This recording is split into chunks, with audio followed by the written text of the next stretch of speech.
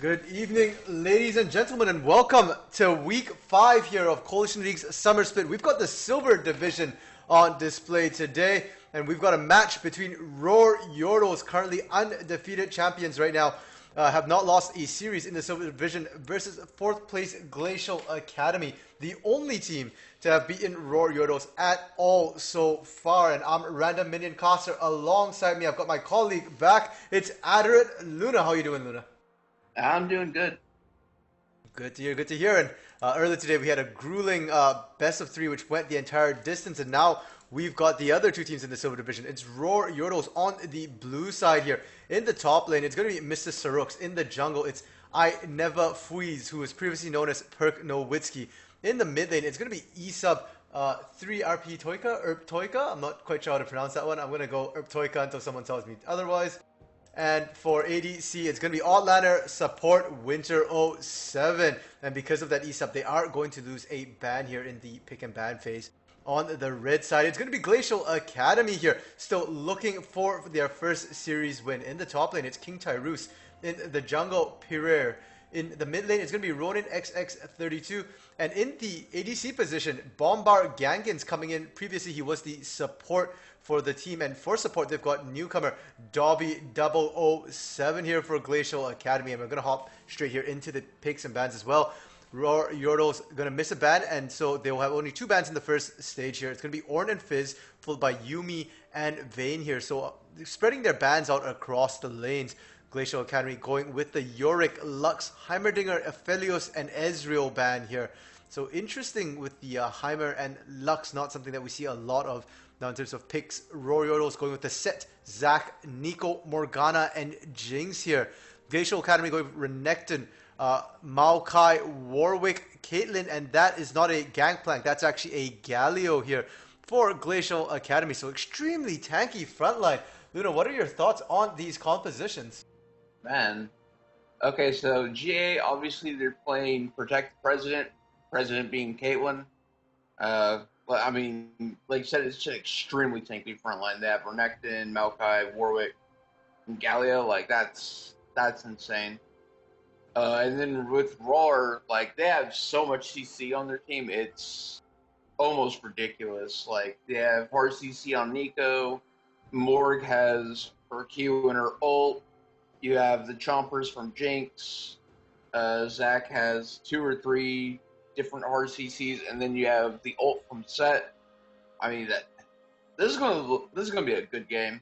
I'm not sure who has the better comp, to be honest. For sure, and I'm just trying to figure out who's going where on the side of Glacial Academy as well. I'm assuming it's going to be Galio, Caitlyn in the bot lane, Maokai in the top lane, and Renekton mid. I mean, that's what we've seen more of in the Coalition League.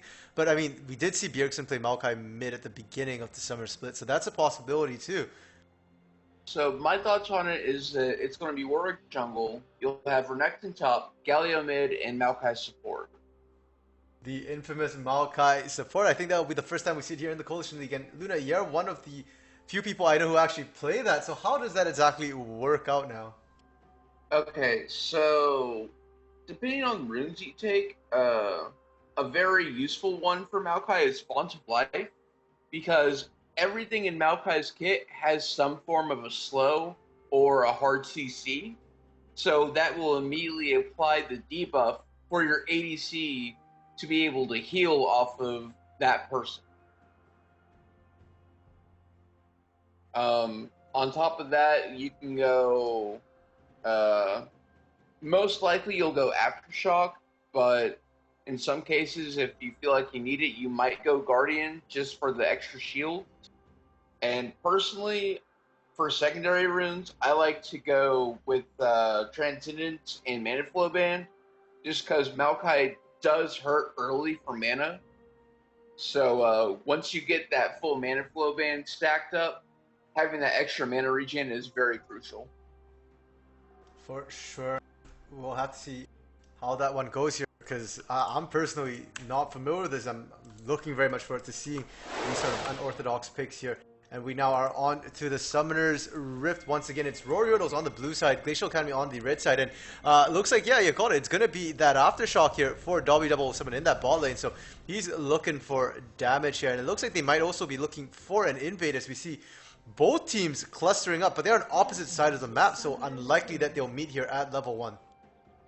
Right, which, I mean, if you look at the comps for both teams have a very strong 5-man invade.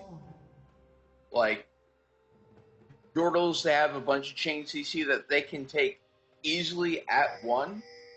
And with how bulky GA is, like, it's a relatively safe chance to go for the invade as well.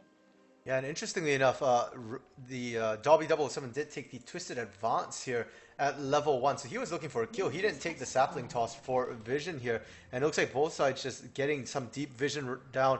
Perrier might be sticking around, looking to try and steal this blue buff. And Mr. Sirx has to be careful as he's going traipsing through his jungle. Will walk past the ward and might get collapsed on by 2 here.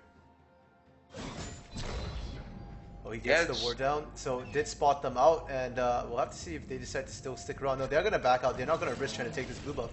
So Perrier going to be a bit slow and late to start his first buff here. Yeah,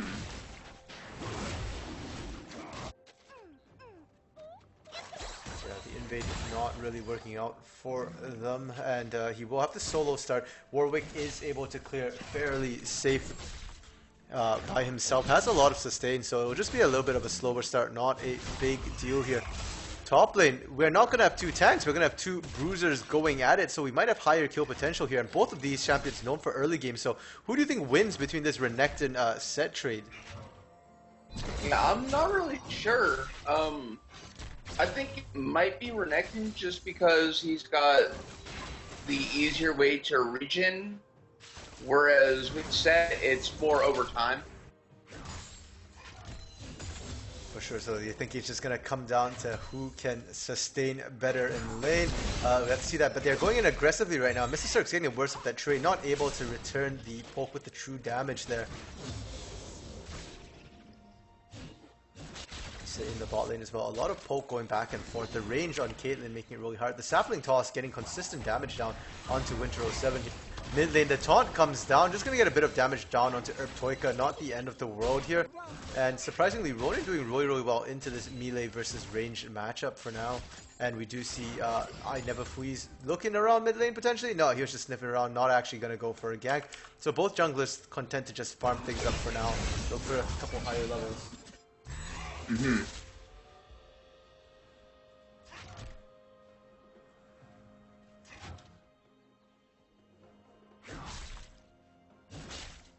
And yeah, just both sides being quite passive right now. And you know, we did talk about how the Glacial Academy side of things, they're looking to play Protect the President. That's the Caitlyn that needs to scale up. So do you think then that means that it's on Rawr Yordlez to be making the proactive moves here? It's very possible. Like, I think that Zach is going to be able to gank earlier than what Warwick will be able to. So I'm definitely leaning towards more action from Yordles early on than from Glacial. For sure, and if they want to look for action, this top lane looking very volatile right now. King Tyrus and Mr. Sirx just going back and forth on each other. They're trading a lot of damage here. And yeah, it looks like, as you called, King Tyrus having a slightly easier time of sustaining in these fights, regenerating a little bit here. One thing to note is that he did not go Conqueror here. So, looking like he took Press the Attack instead, so definitely something to note in extended trades. But he's winning this one here, and Perrier coming in. The shield comes up from Mr. Sirx. Will not be enough, and the flash from Perrier to match means first blood going the way of Glacial Academy here. That was a very clean gank. Yeah, it's also really interesting that King Tyrus went Press the Attack instead of the usual Conqueror rune for Renekton. Yeah, there's 2 Press the Attacks on team actually. Perrier also picking up that one. I don't think they stack, so interesting choice on them there to do that. They might not stack on the same target, but it would be useful for if they go for split targets. For sure. Now we do see the roots coming down. The Dark binding into the Chompers there. Dobby taken kind of low. The Ignite ticking on him, but the heal from Bombargankin just barely keeping him alive for now. Now Winter07 taking a lot of damage. The trap comes down. All Lander are going to eat the trap, take the crit hit shot as well from Bombargankins. And Bombargankins winning this, what looks like 1v2 right now, as W007 has to back out. Yeah, Bombard definitely coming in clutch with that heal, though. Like, it was really well played by Winter to force that heal out of him early. Yeah, because right now, the only summoner blown from Yordlez in the bot lane is just Winter's Ignite. Yeah, and Ignite would have managed to pick them up a kill, if not, as you said, for that timely heal from Bombargankins. We see Pyria now as well on the Dragon. Despite the rough start, the no-leash start he had, he's a Warwick. He can easily solo that Drake, and that's an Ocean Drake as well. So Glacial Academy looking like they're having a really good early game right now, doing very well for themselves. And to be fair, Yordlez might be undefeated in terms of series win right now, but they are not undefeated in terms of games. And the only game they lost, pardon me, was against this Glacial Academy team. So if any team can look to pull the upset, it might just be Academy here. Yeah, it'll be interesting to see if they can actually pull it off this time or not. They get yet another gang from Pyria, but this time Pyria is struggling a bit more here. Will get taken down, and Winter07 getting the kill credit. Now Dobby under fire. Can he get away? Maybe he can, but Bombargankins firing back, and All Lander are gonna have to stop chasing for now. Dobby able to get away surprisingly there. They couldn't quite find him. The bush hopping out in and out of the bush there kind of interrupted the vision as well from Odd Lander and Winter07. Yeah, super well played by Yordlez in that since Gankins didn't have his heal because he had to blow it earlier, they knew that they were a little bit safer to go in and try to at least get one kill, which they were able to do. If Winter had a little bit more mana, they might have been able to get that kill on Gankins as well. Now mid lane we do see the Justice Punch come in, but a good root up means that he will not be able to position better. Ronin's taunt not going to find Toika there, but we already see a CS discrepancy developing in that mid lane for Ronin here. He's winning this one, it looks like, quite handily, about 20 CS up already, and you look at that ball lane as well. Bombargankin's also starting to find a bit of a CS lead. Is going to go back to base right now, pick himself up the BF sword, as well as most likely some other odds and ends to help himself there. Yeah, that's really interesting that Ronin is actually winning that matchup right now, because I know Galio is really tanky, but he's still a melee champion, whereas Nico is ranged, so one would think she would win trains early. Oh, and we see Nebafui's getting caught out right now. He has his passive has been popped. He's in blob form. Can they finish him fast enough? No, instead they're going to turn around onto Toika. We see the flash being taken out. There's no mana either. Winter07 is backing up. Never freeze, but he's still going to go down. The Chomper is not going to be able to do anything. That's yet another kill going the way of Pyria here. He's making his early jungle count right now on this Warwick. Yeah, for sure. Like, he's all over the map. Whether it be in his jungle, the enemy lanes, or the enemy jungle, he's been everywhere right now.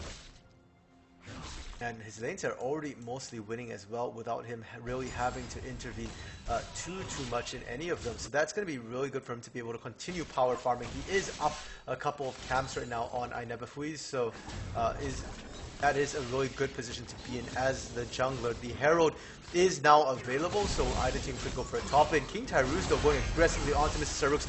Fury of the Sands being used early there. He's not going to dive the turret. We're just using it for, it looks like, to just do that extra bit of damage onto Mrs. Saruk's. And the question is if he's going to opt to dive while that's still ticking. He's got his minions coming up, but the ultimate wearing off right now. He's going to go diving in, can shred the shield. And that's a great dive from King Tyrus there. Getting yet another kill. It's now 3-1 in favor of Glacial Academy. Yeah, I really liked how he was extremely patient and waited for the I can't remember what that one's called. It's not Facebreaker, but the skill shot that can do true damage and consumes his shield. It was really clutch that Tyrus waited until that shield was depleted before he went in for the dive. For sure. Yeah, I just checked this. It's called Facebreaker. So yeah, has oh, the name there. Yeah, it is. And Period there picking up the Herald after seeing that his teammate got the kill in the top lane there. Glacial Academy just looking to snowball their early lead here. Period aggressively going in, finds I Never Freeze. And we do see the showstopper coming out there, trying to drag Period to his death. Toika coming in as well. They won't be able to find him. A good flash will keep Period safe. And now he's 3-1-0. And almost 100% kill participation here. Only that top lane kill. Nothing to do with him. So just really, really strong play right now. We'll have to see where he decides to drop that Herald as well. Whether they're going to use it early to get plates like what we've seen a lot. Or whether he's going to hold it for later. See if they can try and get a first turret off that one push. Right. Like right now, I would think the best call would be to just drop it mid. Because that's going to help Galio get pressure. And that also sets up pressure for the dragon that's coming up in like 10 seconds.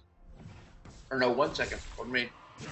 Yeah, and as you say it does come up. That's going to be Cloud Drake here, and it's the only Cloud of the game, making it that much more valuable. Top lane Facebreaker comes across once more, and it looks like Mr. Saruk's trading quite well that time. Fury of the Sands being used will not really do much. Oh, Period's in a bad spot. He's getting hit by CC after CC, but the chompers don't activate in time. Period looking, he'll be able to get out until the Super Mega Death Rocket comes across.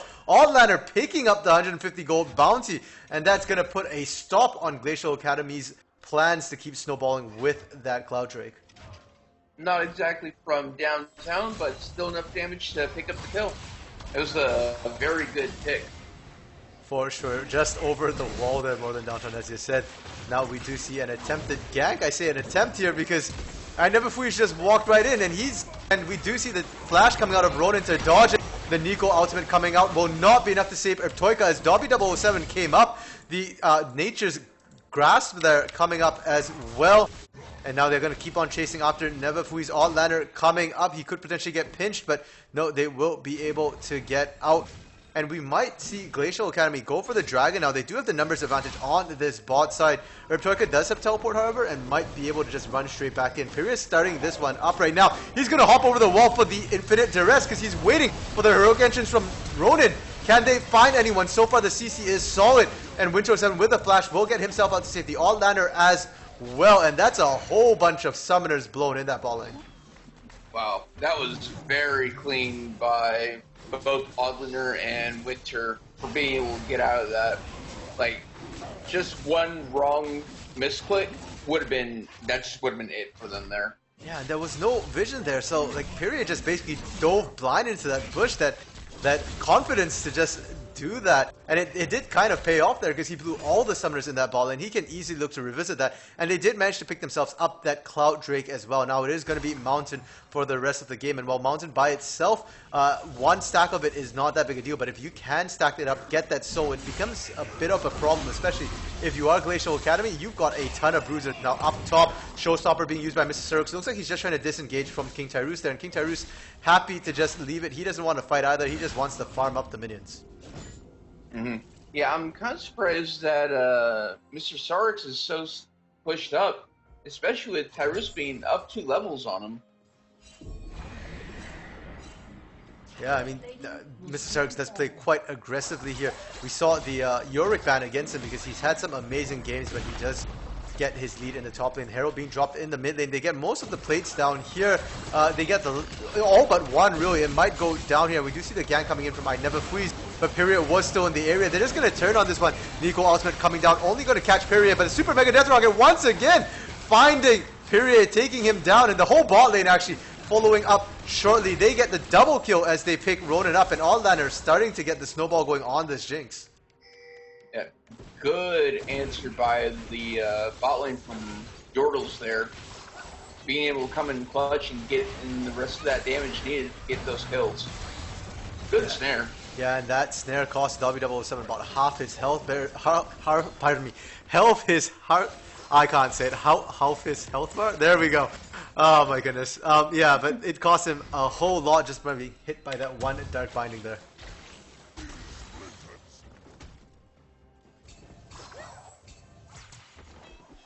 Yeah, it's like right now it's just like I think Rawr is starting to come into a good spot to start making a comeback, because I feel like they're definitely starting to hit their item spike, especially with Jinx getting fed like And she is. especially with this gank down in the bot lane as Outlander picks up yet another kill off a good gank from I Never Freeze and the follow-up from Winter07 there. And that's Outlander is now 4-0-1, has the Infinity Edge already completed, is sitting on almost 2,000 gold as well, so might see the Zerker's Greaves or Zeal coming out of him on the next buy.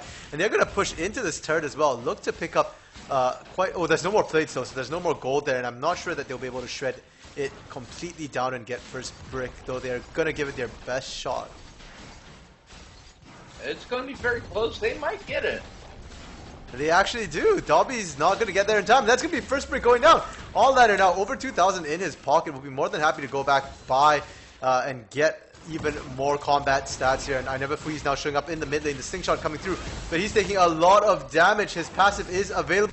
Will be popped right now. We see the teleport coming out from King Tyrus as well. They want to ensure they secure this one. Imperia going to pick up yet another kill for himself. 4-3-0 right now. Yeah, I'm not sure if it was worth wasting the Waracle to secure that kill there. I mean, you get the kill, but it's just like, did you really need to ult? Maybe not, but they did manage to get up the pick up the outer turret in that mid lane there, and they're going to rotate straight to the Herald. They've got objectives on lock right now, so while Outlander is scaling up, they are losing a lot of things across the map. Both Heralds, both Dragons this far going the way of Glacial Academy. Yeah, that is definitely really nice for Glacial. I'm really curious to see where they're going to take this next Rift Herald. If they're going to try to pop it topside, or if they're going to hold it for as long as they can to try to get something mid.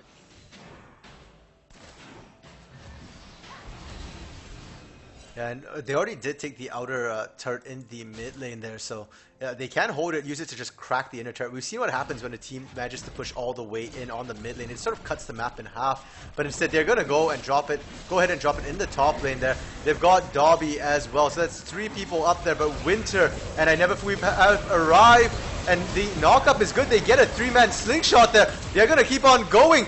Dobby's just barely surviving the flash from Mr. Sarix to secure the kill, and now it's King Tyrus against the world as he goes 1v3 right now. Can he get away? It doesn't look like it. Heroic entrance now coming in from Ronin. It's a little late, and now he's in the 1v3 situation. We'll be able to at least pick up I Never Freeze there. No passive available for him, but Outlander has arrived, and he's the one you don't want to feed the kills to. Taunt comes down, but that doesn't help you because that's an auto attack champion.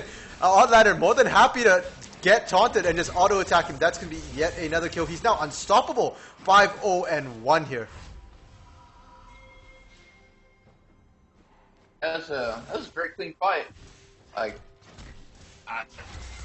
I'm just really impressed with how you guys played that out.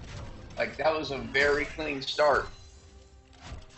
Yeah, and that was just, it looked like partially a botch dive on the side of Glacial Academy. They were not expecting there to be 2 people just waiting in the wings, and that's one of the things you have to be aware of when there's a Zac on the opposing team, that sometimes they can come in from some really, really interesting odd angles here. And now Dragon is being started up once again by the side of Glacial Academy, but this time I Never Freeze is actually in the area. Toika actually taking that mid lane outer turret as well, and it looks like they have vision of Toika and Winter coming down, so they're gonna just disengage here, wait for the rest of the team to come to them. In fact, they've actually backed out completely here. They might just give this Dragon up. I'd be surprised if they do. And the Dark Binding comes out, does not find anyone. Infinite Duress lands onto Winter07. No shield there. Bombard Gang is putting out the damage, but Winter goes golden. Now Peria going to get absolutely melted there. Soon to be followed by King Tyrus. Outlander popping up. Got the double kill. Triple kill now. Can he get more? Zap comes across. Will they get it? No, it's going to be taken by Mr. Sarux here. So just a triple kill here for Outlander. But still, that is a 4-0. And they picked up the Drake to boot here. We are having a little bit of technical difficulties. It looks like Discord, unfortunately, not cooperating with us here. So hopefully we will get back online shortly. But till then, we do continue the match here. And we do see Bombard Gankins facing off against Toika here.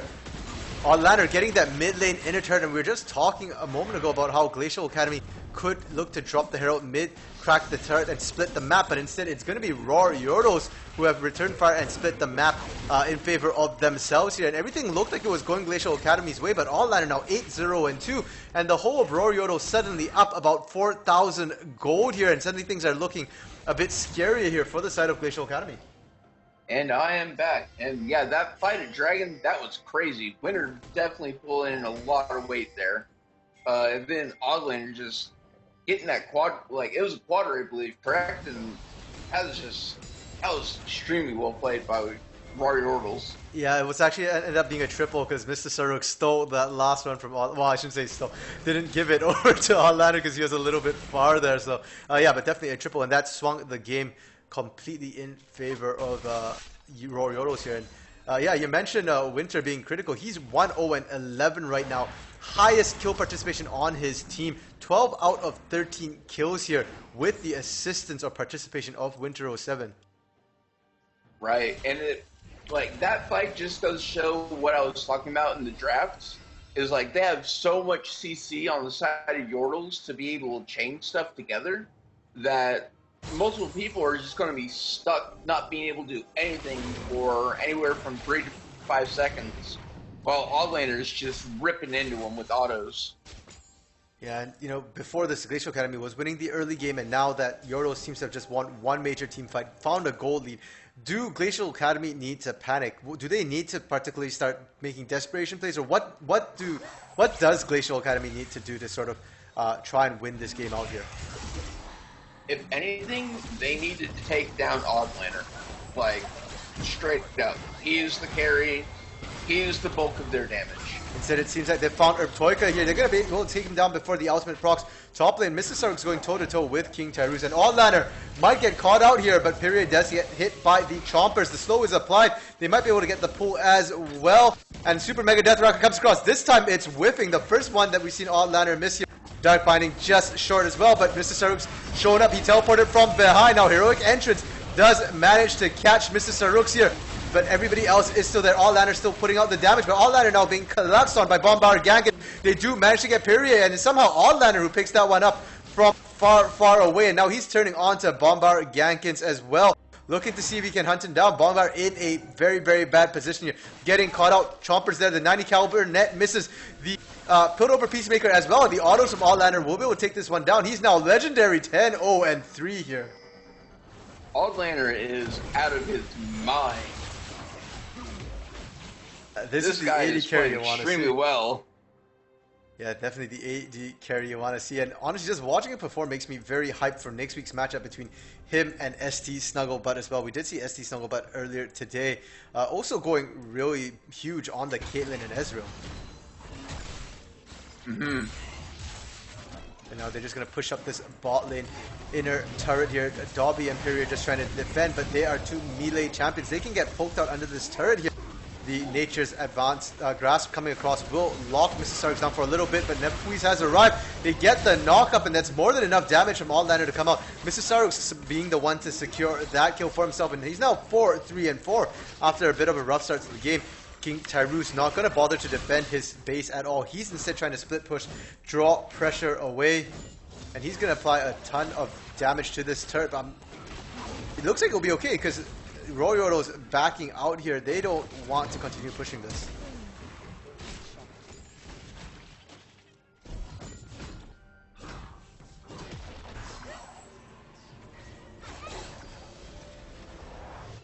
And now we unfortunately seem to be experiencing the more technical difficulties here. So Luna will be rejoining us shortly. King Tyrus able to take that top lane inner turret on this push, so he actually makes the trade worthwhile. They do lose too, but they get the turret in exchange, and at this point, that's probably worth a little bit more gold here.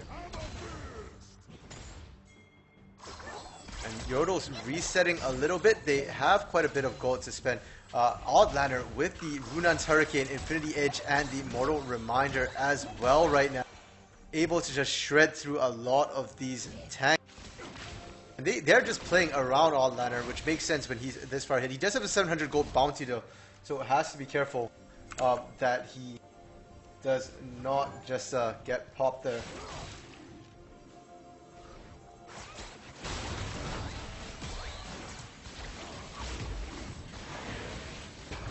Now the dragon being started up and being taken down by the side of Rawr Yordlez right now. They get their second Drake of the game, and they're just stacking Mountain Drakes right now. That could be huge for them. It's going to make them a lot tankier, a lot more difficult to kill. Mr. Saruk should be able to split push better with that, and I Never Flees can continue to increase his tankiness as well. We're seeing the Thornmill come out real early here from I Never Flees. Now Showstopper being used. Mr. Saruk is looking for the 1v1 here, but King Tyrus showing up in the area as well is able to just break the shield there. And he's going to turn around and go unstoppable as he does find Bombard gank. It's now Mr. Saruk. Where's he gonna go? He's caught between two turrets here. He's getting a lot of damage. The Conqueror trying to heal him up, but it's just delaying right now. Will still ultimately go down to King Tyrus there, as the rest of his team not there to back him up. Alright, and I'm back once again. I caught the end of that fight. That was very, very clutch by Mr. Saruk to go ahead and use his flash to secure that kill on Gankins. But, like I said, unfortunately, he did go down at the end of it just because he was stuck between a rock and a hard place. Yeah, so ultimately does end up giving a bit of a bounty over to King Tyrus. And King Tyrus, this is actually up gold against Mr. Saruk, despite his whole team struggling. Has been doing quite well in the 1v1.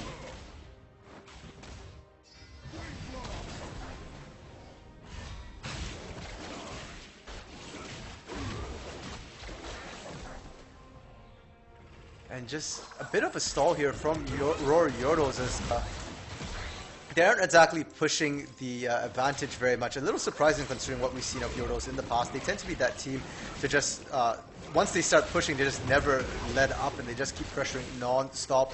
And I just hope that's not a sign of a stalled out game, because we certainly saw Pendulum struggling to close out their games earlier today. Hopefully that won't be the issue now. Baron potentially the next point of contention here for the two teams. The pink ward getting cleared out in the Baron pit there means that Glacial Academy are going to be blind for this Baron area. Yeah, Yordle's definitely doing their due diligence trying to keep that vision control over Baron. I mean, they already have top lane pushed out currently. They're working on getting mid pushed out. So they could very well look for a Baron play here soon. Yeah, they definitely can do it. I mean, Oddlander is so far ahead right now. Even without a Blade of the Rune King, he will just shred that Baron down oh so quickly. And Pyria is down 2 levels as well, so he's going to struggle in a smite fight against I Never Flees. Right. And, like, even if they were even levels, I have seen Fleeze's potential on Zac to get those steals, and they're pretty good steals, I'm not gonna lie. For sure. And we do see Mr. Saruk there just doing a couple of sit-ups, just taunting away. I'm not sure if they're trying to bait anything, but a good sapling toss from Dobby 007 will spot out Winter 07 over that wall. They're not going to engage recklessly there. We do see Toika pushing that bot side, and that's with the teleport down, but a fight breaking out in the mid lane as I Never Flees engages right now. Oddlander potentially getting caught out here. Infinite Duress, heroic entrance, everything in their kitchen sink being thrown there. But Mr. Saruk gets a beautiful true damage across almost the entirety of the enemy team, and they managed to find 3 here for themselves. Now it's just Ronin trying to survive in the front line. Is getting taken low, but they don't have anybody to finish him off here. He's going to heroic punch his way back to death. And it's now going to just be Bombard Gankins left alive trying to defend here. Toika finally joining the rest of the team from that ball lane. Mr. Saruk is going to dive the turret. He gives no cruds right now, and they're going to be able to get the ace, the inhibitor turret, and the inhibitor. And this is the Rawr Yordlez we expected to see. Give them an inch, they'll take the whole foot, calf, thigh, and leg. And they're going to keep on pushing right now. They're going to go back down to this bot lane, finish the inhibitor turret that Toika was previously on. Yeah, and that's kind of the issue with Yordlez's comp as compared to JA's comp is with Glacial, you have one strict carry in the Caitlyn, and Renekton, he can become a carry, but with how he's, you know, kitted right now, he's really building more tank bruiser than for actually being a carry. Whereas if you look at Yordlez, you have carry potential out of Nico, just out of straight burst damage. We saw how much damage that Mr. Saruk's put with the set and that true damage, which won them the fight.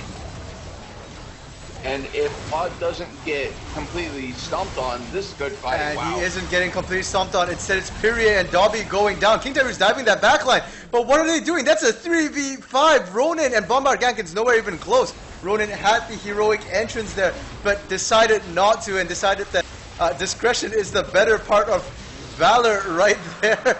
Just gonna back off, try and stall, push the waves out instead. And this should mean a free Baron as well for Rawr Yordlez. With that Baron, with that triple Mountain Drake, they should have no problem pushing in after this to try and end the game out here.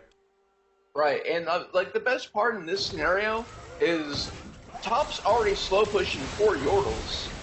So, and most of them are still really healthy with a decent amount of mana.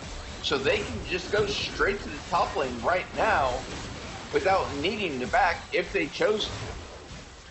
For sure, and that is the only lane here with turrets still standing as well. Both mid and bot lane have lost their inhibitors and their inhibitor turrets, so it's an easy decision here for the side of Rawr Yordlez where they want to go. They don't even need to split up and do a 1-4 or a 1-3-1 because they've got super minions to do that for them.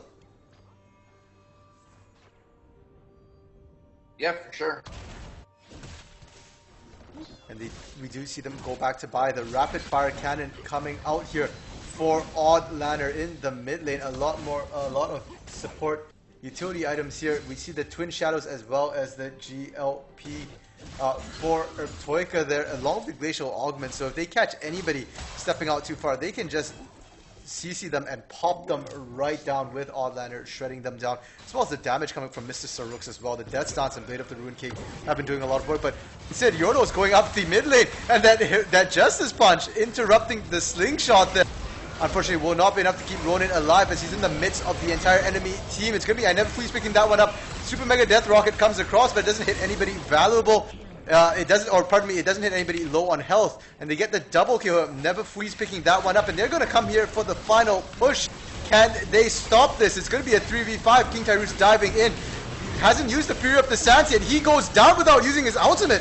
Dobby 07 soon to fall. The two tanks get shredded down. That's Odd Lanner killing everyone in sight. So are they going to dive this onto Bombard Gankins? They don't have to. The zap comes across. They might just do it. It's going to be the Dark Binding to finish that one off.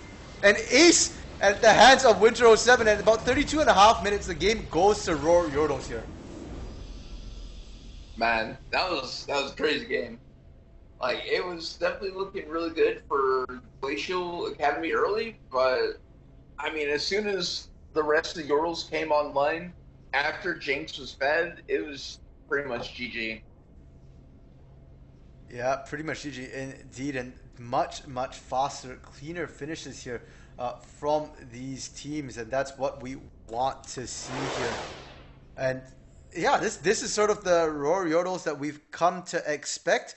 Very quick, decisive. Like once they have an advantage, they definitely just push it and end it here. And now, if you are at Glacial Academy, because they did have a very good start, let's not forget that they actually were winning the early game, had full control over all of the objectives. What does Glacial Academy need to do to find the win here? I feel like they need to possibly switch up their comp a little bit, because like I was saying, they had one strict carry in Gankins. But if Gankins gets taken out, I mean, they didn't really have the damage to really be able to do anything else. I mean, yeah, they're tanky, but if you can't put out the damage to take out Fleas or Sarix to be able to get to the Rawr backline, it's just like, what are you going to do? Yeah, and that did seem to be the problem here. They couldn't deal with the multiple threats from the side of Rawr Yordlez here. So, I mean, definitely something they'll have to figure out composition-wise. Maybe pick an assassin or something that can actually access that backline a little better. Either way, we will be heading to a quick intermission break right now while we set up for Game 2 and hopefully sort out some of our technical issues here on the Discord end of things. So stick around and we'll see you guys in a couple of minutes here.